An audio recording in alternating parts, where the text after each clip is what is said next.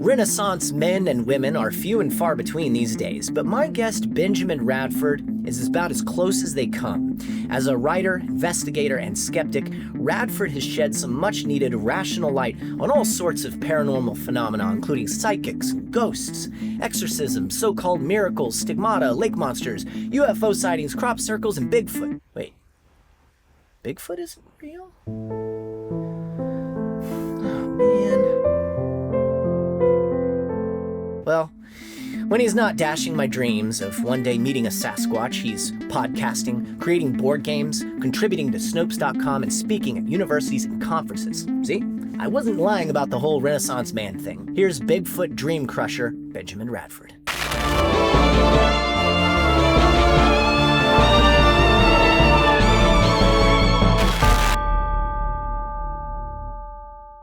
Benjamin Radford, welcome to the Stephen Kingdom. Thanks for talking with me today. Well, I wanted to start with how you got interested in your field. Like most teenagers, I was always interested in the unexplained and the mysterious, right? Bigfoot, psychic powers, crop circles, Loch Ness Monster, Bermuda Triangle, whatever.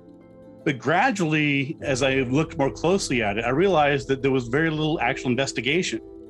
Most of what I was reading was sort of just so stories, or, it is said that, or, some say that, or whatever else. I'm like, hold on here. These are fascinating topics, psychics and ghosts and crop circles and weird things. And because of that, I want to know what's the truth behind them. I love ghost stories. I love scary movies. I love all those sorts of things. But at the end of the day, my question is, okay, that's all cool, but is it real? Well, it sounds like you're a man of conflict, because on one hand, you'd love nothing more than to prove the existence of all this paranormal phenomena, but you find yourself always disproving it. Do you find yourself constantly at war with yourself? Yeah, as a skeptical investigator, I would love to actually prove these things are true. It'd be awesome. I would love to find Bigfoot. I would love to prove that ghosts exist. I would love to prove that psychics can predict the future. That would be awesome and fascinating. I'd love to be on the cutting edge of it. The problem is that so far, in my research and my investigations, it just isn't so. The quality of the evidence for most of these things, whether it's psychics or Bigfoot or whatever else, is very low. It's blurry photographs. It is, secondhand stories. It's anecdotes. And that's all well and good, but from a scientific point of view, we need hard evidence. We need something more than that. So your investigations cover a wide swath of topics, everything from ghosts and exorcisms, psychics, cryptozoological phenomena like Bigfoot and lake monsters. Chupacabras, right. And UFOs and extraterrestrials and all sorts of things. What's your process when you start to investigate something that's out of the ordinary? The basic investigation process is the same whether you're investigating a homicide, a case of fraud, or a ghost. You're looking at trying to gather evidence. You're looking at talking to eyewitnesses. And the real difference is that you're trying to bring critical thinking to the process. And a lot of times people will say something like, oh, well, the paranormal is sort of beyond science. I don't even know what that means. There's nothing that's beyond science. Science is all around us. In the face of overwhelming odds, I'm left with only one option. I'm gonna have to science the shit out of this. The way that I approach these mysteries is through investigative skepticism. And so that's just basically saying, show me the evidence for it. I don't go into these topics trying to debunk or disprove, because why would I bother? I'm trying to figure out what's going on. And if the answer is that these people have psychic abilities, or the answer is that there really is a monster in Loch Ness, or there really is a Bigfoot, great. I want to be there. I want to see it and experience it and poke at it and say hi. There are no big feet. But if the answer is that these things actually aren't real, then the question is still an interesting one, because the question becomes, why are people seeing and experiencing things that aren't there? What mundane things are they interpreting as ghosts or as psychic powers or whatever else? The other approach that I bring to it is folklore. So I'm a member of the American Folklore Society, and I love bringing folklore to these investigations, because so often what we read about is infused with folklore, whether people recognize it or not. Urban legends and rumors and stories, it's all around us, and they're often not even recognized.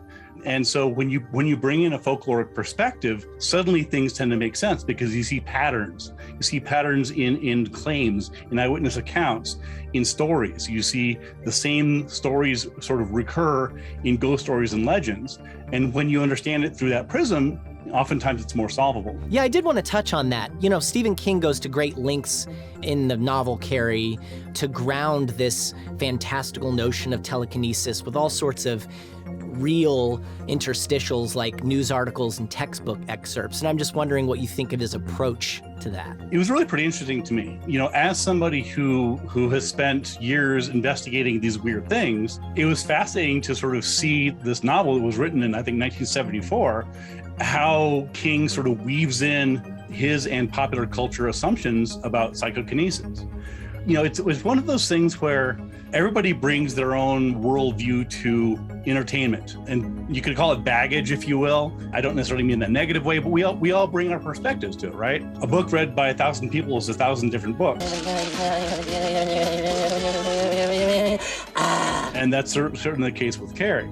So when I was reading Carrie, a couple things jumped out at me. One was that he sort of does the old standard, like, it doesn't say based on a true story, but it's pretty damn close, right? He's doing this sort of epistolary fiction thing, this sort of meta-narrative, this putting on of like, well, this is fiction, but he's referring to Reader's Digest and Science Yearbook and the Dictionary of Psychic Phenomena, and then he sort of brings in this sort of, it's almost like a quasi-conspiracy towards the end, because he suggests that scientists are aware of psychic abilities, including psychokinesis or telekinesis, but they don't want to talk about it. There's this sort of like, well, they've buried it, right? And this is actually very common. This idea that scientists don't want to admit that extraterrestrials have visited us or psychics are real or whatever else. If scientists just admitted the truth, then their careers would be destroyed. No, that's not how science works. If scientists knew for a fact that ghosts existed or psychic power existed, they'd win a Nobel Prize if they could prove it. Can't burn the find of the century. That's going to win somebody the Nobel Prize. This is not something that scientists are afraid of, or skeptics are trying to debunk and disprove and make sure that no one knows about it. We want to see the evidence for it. Well, as a skeptic, given the information provided in the novel, would all of this be enough for you to say, all right, case closed, telekinesis is real? Sure. The answer is yes, right? I mean, you could say the same thing about any sort of supernatural novel or story, right? Had I been in the gym, in the prom, when everything is going just, sideways and there's pig blood everywhere and people are getting electrocuted, I'd be like, there's something to this. I gotta say, this is, I think they got me on this. Part of the story here is that there is this big gulf between how Hollywood portrays pretty much everything supernatural, paranormal, and how ordinary people experience them. In Carrie, we're seeing, undeniably amazing, jaw-dropping, scary-ass psychokinesis of epic proportions.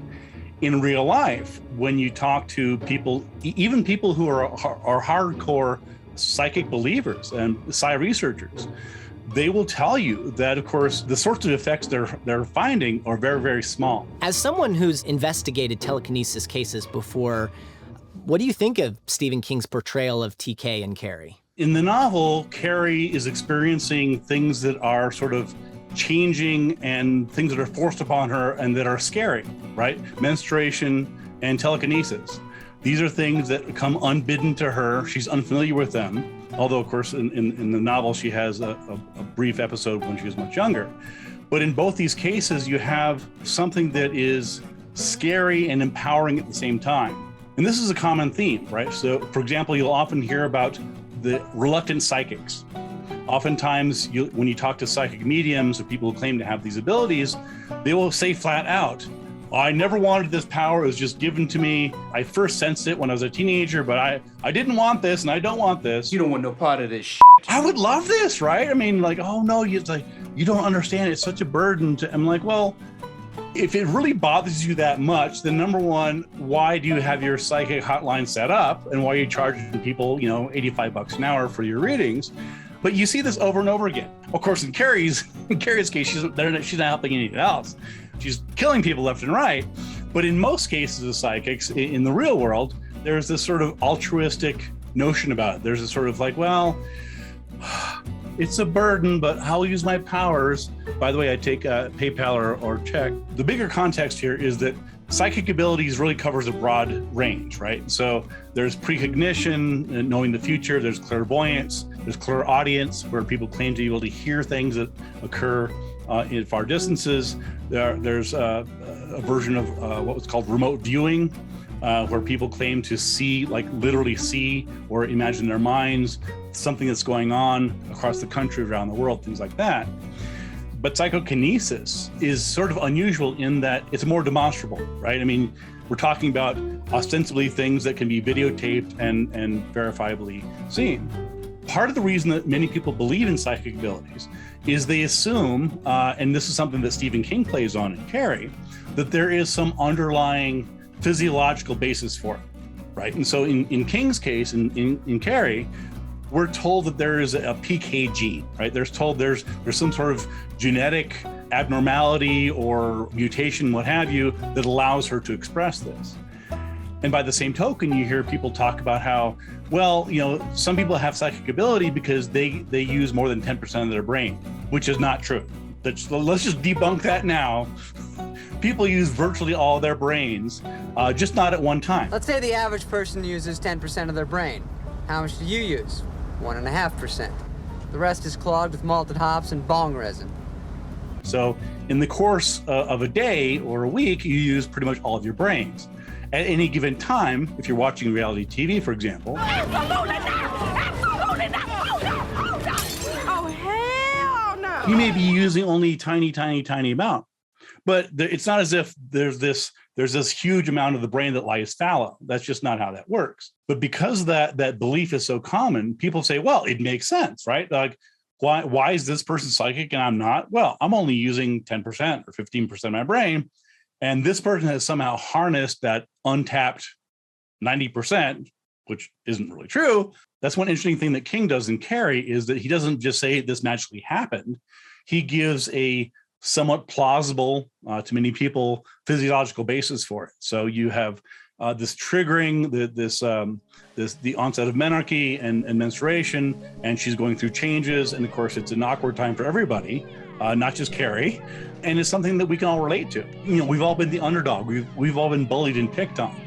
Who hasn't wanted to be able to get back at the bullies? Yeah, I think you hit the nail on the head there. I think that's why Carrie has such staying power, for all the reasons you mentioned. Stephen King uses telekinesis as such a strong metaphor for our bodies maturing and changing, and how difficult it is to deal with those changes when we're growing up. So how do you sell skepticism and science to a world that, well, like our world, that's not always welcoming to it? You have a lot of people that believe in conspiracy theories and fantastical ideas. They outright ignore proof when it's looking them right in the face. And your job usually is to debunk people's beliefs in that sort of thing. And how do you spin it as something positive and something that's not just, raining on everybody's parade? I mean, I'll be honest. Skepticism can be a hard sell, right? Because oftentimes, not always, but oftentimes, when you investigate popularly held beliefs, they don't turn out to be true. On the other hand, what's true matters, right? And so this is one of the tensions between the public and sort of investigational skepticism, is trying to say, okay, look, I understand that beliefs can be comforting, but if those beliefs are false, they can also be harmful. And it depends a lot on what that belief is, right? So if somebody believes in Bigfoot, or somebody believes that we didn't land on the moon, it doesn't matter that much. It's not going to influence their life choices. It's not a big deal. But if a person believes in some unproven alternative medicine, that can literally kill them. I also see this, for example, in people who believe that they've been cursed, or believe that there's a ghost in their house. What I try to do is I try to emphasize the practical side of skepticism. It's not negative. It's not mean-spirited. It's trying to get to the truth. And whatever the topic is, right? We're surrounded by people all the time who want us to believe things. politicians, advertisers, friends, colleagues, whatever it is, trying to get us to buy into some proposal or some policy or do this or do that. And for all these things, we need to approach the topic using skepticism. And that just means asking for evidence. If you want me to believe what you're telling me, whatever the topic is, I don't care, to buy your product, to vote for you, give me a reason. It's pretty simple, really. Yeah, I feel like reality and the world we live in is beautiful enough when viewed through the lens of science, and we don't need to explain things away with fantastical ideas. What's weird about what I do, and let's be honest, there's lots of weird things about what I do, but one of the weird things is that there's a sort of often unrecognized gap that skeptics fill. And that is sort of trying to, it's almost like consumer advocacy. Because on one hand, you have the public who, let's face it, often believes crazy stuff that is in some cases harmful to their health, coronavirus misinformation, anti-vax stuff, whatever else. And on the other hand, you have working scientists who are often too busy to combat this misinformation. Back off, man.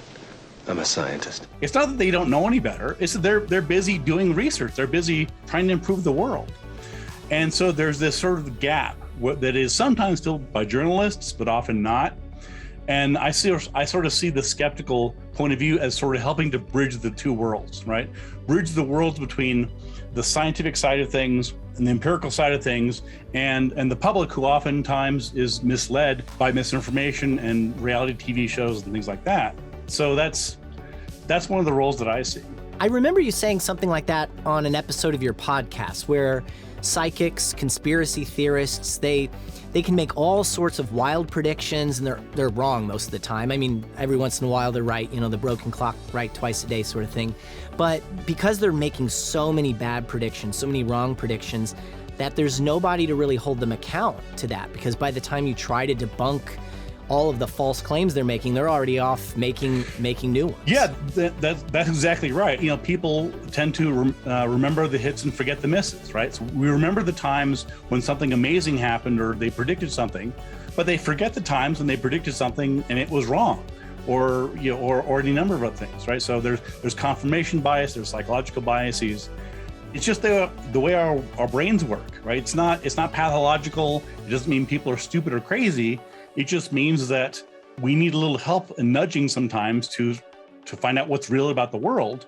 And the best way to do that is using science. The trope of adolescent girls with paranormal powers is pretty common in popular culture. And obviously Stephen King was at the forefront of that with Carrie. Why do you think that's such an attractive trope in popular culture? It's actually pretty common. You see this in New Age circles. There's this notion that animals and children are more likely to see ghosts or experience psychic visions.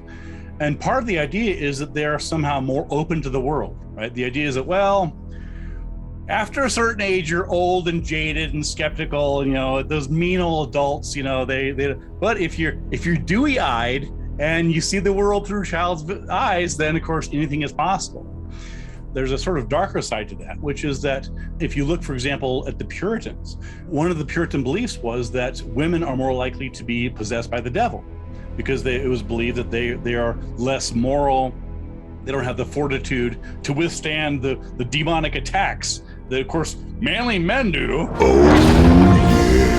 And so there was always this notion that telekinesis was centered around teens. And this actually goes back to the beginning of ghost investigation belief. You can look at the origin of ghost experiences per se to date back to the mid 1840s and the rise of what's called spiritualism, which it's not talked about much these days, but at the time it was this huge religion. And spiritualism was created by two teenage girls. It later turned out they hoaxed it, but they pretended to be having ghostly communications through a series of knocks and raps, and they unwittingly launched a religion of all things. So it really is literally true that the modern idea of what ghosts are and this idea of psychical communing with the dead dates back to teenage girls pranking things. There's the Enfield poltergeist case in 1977. Basically, it centered around a couple teenage girls who claimed that they were having nightmares and bad things were happening to them. Oh, and by the way, there was a poltergeist. and things would fly through the air. Again, sort of mimicking telekinesis. What was weird was that it would only happen when the girls were around. So it's not like everyone's like, oh, well, something just flew across the air. It's like, no, when the girl was there, I think it was Janet, she was 11 years old. When Janet's in the room, things fly around, Legos are flying. But when she's not there, they're not, right? There was another case in the famous Columbia poltergeist case in 1984, a girl named Tina Resch, very similar situation, where there was this alleged poltergeist that was centered around a teenage girl. And once again, she claimed to be having visions and hearing things, and things would fly across the room, again, mimicking telekinesis, but it would only happen when she was there and when no one was watching her. And there's a famous photograph of her throwing a phone, pretending to be surprised. And a photographer just happened to catch it. She's like, oh, what's going on here? It's like, you threw a phone. We saw you throwing a phone. Who throws a shoe? Honestly. So anyway, these and other cases, it's very similar to Carrie, right? Where you have a single teenage girl, and there's mysterious phenomena that are happening only when she's around. And it's not surprising that the King might borrow from that tradition. In one of the reprints of Carrie, in one of the editions, Stephen King actually wrote an introduction where he talks about the genesis of the idea of Carrie, of a telekinetic girl.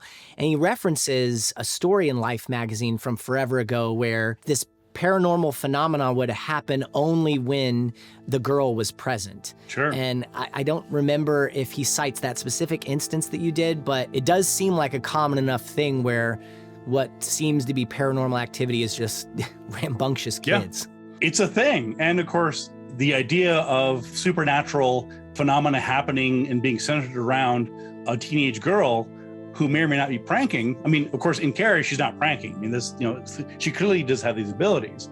But if we're looking at the so-called real cases, there are several alleged, poltergeist, paranormal activity, telekinesis cases.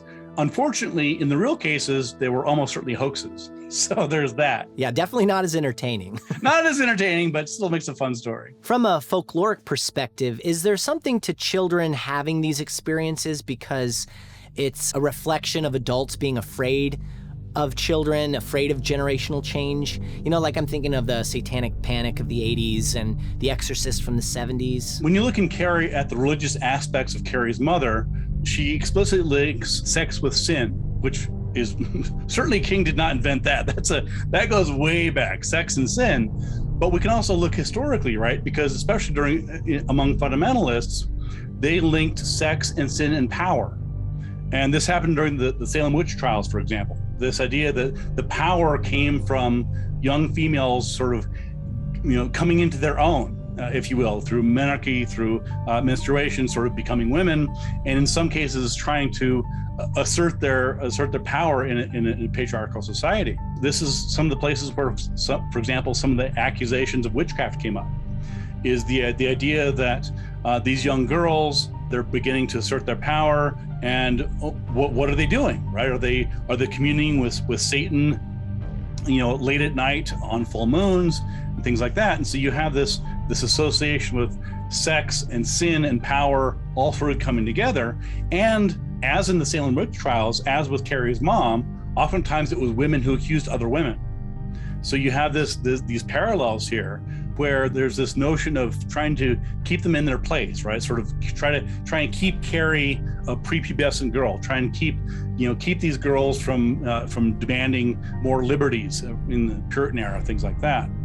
And so there's always going to be this tension between kids today and parents who are, in some cases, justifiably concerned about what our kids doing. So that's another theme that may not be apparent at first reading of Carrie. Yeah. When you think about it, Carrie is a sort of modern retelling of the witch trials. You have the accusers with the other students. You have burning at the stake with the prom literally burning down at the end. You can see why King drew on this. I mean, he'd be stupid not to. I mean, it's all there. I mean, you can criticize Carrie for not being one of his best. You could say, well, it's kind of a long way to go for basically a revenge story, but it's really well done. I mean, you can't deny it's very effective. It's creepy as hell. And again, you can see why it's endured this long. Well, Benjamin Radford, thanks for talking with me today on the Stephen Kingdom, and thank you for being a champion for science and skeptical thinking. The world needs more of it. There you go. Many thanks to Benjamin Radford for taking the time to chat with me. Don't forget to check out the Stephen Kingdom podcast, wherever you get your podcasts. And if you'd like to throw in a few bucks to keep the Stephen Kingdom up and running, be sure to support our Patreon, where our patrons get access to all sorts of exclusive content, including extended and deleted scenes, early access to episodes, and your name in the end credits. Long days and pleasant nights, Constant Watchers.